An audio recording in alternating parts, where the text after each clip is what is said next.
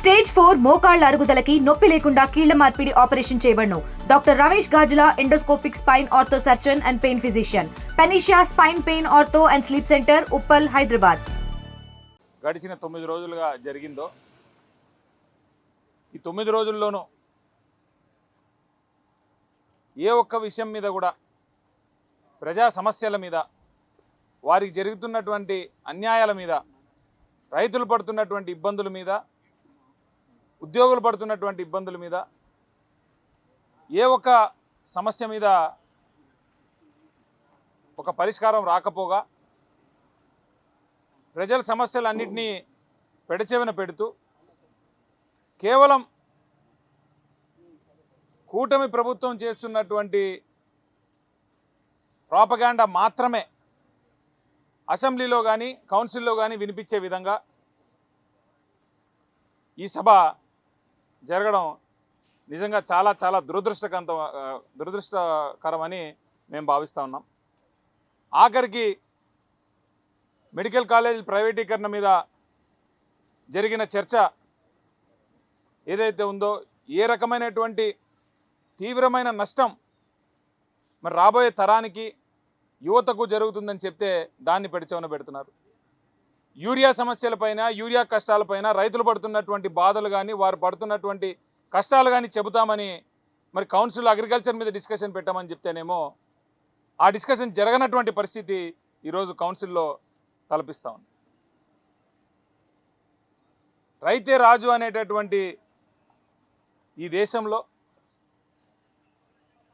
రైతు కోసం స్పెషల్గా బడ్జెట్ పెట్టేటటువంటి ఈ దేశంలో అగ్రికల్చర్ బడ్జెట్ రైతు కష్టాలని కానీ, రైతు బాధల్ని కానీ వినేటటువంటి వారు ఎవరూ లేకపోవడం నిజంగా బాధాకరం. విత్తనం వేసినప్పటి నుంచి ఆ పంట అమ్మకం వరకు చెయ్యి పట్టుకొని నడిపించినటువంటి ప్రభుత్వం వైఎస్ఆర్సీపీ. అలా డిజైన్ చేసినటువంటి వ్యక్తి గౌరవనీయులు మాజీ ముఖ్యమంత్రి వారు జగన్మోహన్ రెడ్డి గారు.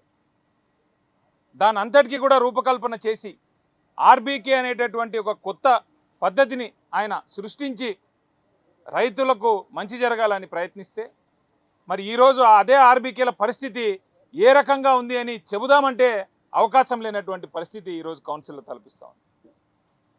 కనీసం మామిడి రైతుకి కానీ, మిర్చి రైతుకు కానీ, ఎవరికి పొగాకు రైతుకు కానీ ఎవరికి గిట్టుబాటు ధరలు లేవు బాబోయ్ అని చెబుదామంటే మామిడి రైతులనేమో దండుపాల్యం బ్యాచ్ అని, మిర్చి రైతులనేమో టెర్రరిస్టులని, మరి ఇంకొకరిని మిలిటెంట్లని నామకరణాలు చేసి నెక్స్ట్ డే పేపర్లో వేస్తున్నటువంటి తరుణం చెబుదామంటే మరి కౌన్సిల్లో వినేటటువంటి పరిస్థితి లేదు. ఎక్కడైనా ఏ ప్రభుత్వంలోనైనా ప్రతిపక్షం సభ నడపాలి అని ఆలోచించదు. ప్రతిపక్షం సభను డిస్టర్బ్ చేయాలని ట్రై చేస్తూ ఉంటుంది. కానీ ఈ కౌన్సిల్ సభలో ఏమో ప్రతిపక్షంగా మేము సభ నడపండి బాబు అని వేడుకుంటుంటే కూడా సభ నడపకుండా ఏదో ఒక రకంగా సభను తప్పుదారి పట్టించేటటువంటి విధానం కనిపిస్తూ ఉంటే, ఇంకా సభకు వచ్చి ప్రజా సమస్యల్ని ఏ రకంగా తెలపాలి అని అర్థం కాక ఈరోజు మీడియా ముందుకు వచ్చి మాట్లాడేటటువంటి పరిస్థితి ఈ ప్రభుత్వాన్ని. మామిడికాయ రైతులు ఏ రకంగా ఎన్ని ఇబ్బందులు పడినారని రాష్ట్రమంతా చూసినా కనీసం వాళ్ళ బాధ ఏంటి అని అడగనటువంటి ప్రభుత్వం. జగన్మోహన్ రెడ్డి గారు బంగారుపాలెంకి వచ్చి అక్కడ ఉండేటటువంటి రైతులతో మాట్లాడేంత వరకు కనీసం కూటమి ప్రభుత్వంలో ఉన్న సెంట్రల్ గవర్నమెంట్ దగ్గర నుండి కూడా వీళ్ళు రిలీఫ్ ప్యాకేజ్ తెచ్చుకోలేనటువంటి పరిస్థితుల్లో ఉండేటటువంటి ప్రభుత్వం. మరి మాట్లాడితే మేము ఇంత చేసినాము, అంత చేసినాము, సూపర్ 6 సూపర్ హిట్ అనేటటువంటి ఒక వాదన తప్పితే కనీసం ఆ సూపర్ 6లో మీరు ఇవన్నీ చేయలేదు బాబోయ్ అని చెప్పినా కూడా వినేటటువంటి పరిస్థితి లేదు. కేవలం ఎలా పెత్తందారులకు దోచిపెట్టాలి, ఏ రకంగా గవర్నమెంట్ని ఉపయోగించుకొని వాళ్ళ కార్యకర్తలకు కానీ, నాయకులకు కానీ డబ్బులు అందించాలి అనేటటువంటి ఒకే ఒక అజెండాతో ఈ ప్రభుత్వం ముందుకెళ్తూ ఉంది. అత్యంతగా బాధాకరమైనటువంటి విషయం ఏంటంటే, కనీసం సభ్యులైనా, మాజీ ముఖ్యమంత్రి గారన్నా, ఆఖరికి ఇదివరకు పనిచేసినటువంటి కేంద్ర మంత్రులైనా కూడా ఎవరన్నా సరే వీరికి గౌరవం లేకపోవడం, నిండు సభల్లో కూడా వారిని కించపరిచే విధంగా మాట్లాడడం కేవలం వీరి అహంకారానికి అద్దం పడుతుంది తప్పితే మరింకొకటి కాదు. రాబోయేటటువంటి కాలంలో ప్రజలందరూ చూస్తూ ఉన్నారు, ఇప్పటికే చాలా బాధపడుతూ ఉన్నారు. ఇలాంటి ప్రభుత్వాన్ని ఎందుకు మనం అందించామా, వీరికి ఎందుకు మనం సహకరించామని. ఒకవైపు ఉద్యోగులందరూ బాధపడుతూ ఉన్నారు. రాబోయే కాలంలో మళ్ళీ మంచి రోజులు వస్తాయి, మళ్ళీ రైతు అనేటటువంటి వాడు మహారాజులా బతికేటటువంటి రోజు వస్తుంది. అది కేవలం జగన్మోహన్ రెడ్డి గారితోనే వస్తుందని మీ అందరికీ తెలియజేసుకుంటూ సెలవు. Thank you. శాసన మండలిలో గడిచిన 9 రోజుల్లో ప్రజా సమస్యల పైన ముఖ్యంగా సూపర్ 6 వాళ్ళు ఇచ్చిన హామీలు ఎలక్షన్ల ముందు ఏమిచ్చారు, ఎలక్షన్ తర్వాత ఆ హామీలు ఇంప్లిమెంటేషన్ ఎంతవరకు జరుగుతుందనేసి మేమందరము అడగడం జరిగింది. కానీ సూపర్ 6 సూపర్ ఫ్లాప్ అనేసి వాళ్ళే మేము అడిగిన క్వశ్చన్లలో చాలా వరకు వాళ్ళ సమాధానాలనే వచ్చాయన్నమాట. ఈ సూపర్ 6 హామీలలో చాలా వరకు ఇంప్లిమెంటేషన్ కాలేదు.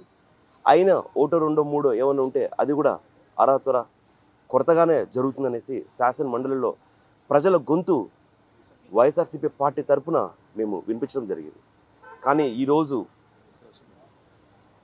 ఎలక్షన్లు అయిపోయిన తర్వాత వాళ్ళు ఇచ్చిన హామీలు ఏమీ మొదలు పెట్టుకోకుండానే సూపర్ 6 సూపర్ హిట్ అని సభలు చేసుకున్నారు.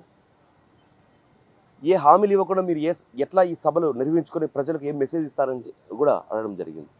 దానికి కూడా వాళ్ళ దగ్గర సమాధానం లేదు.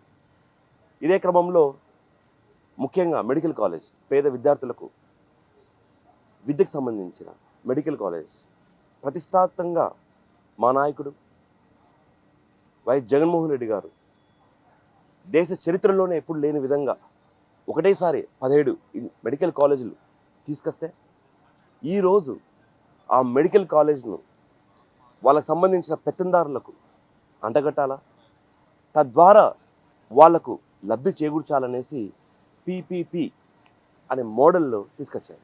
యాక్చువల్ పీపీపీ అంటే పబ్లిక్ ప్రైవేట్ పార్ట్నర్షిప్.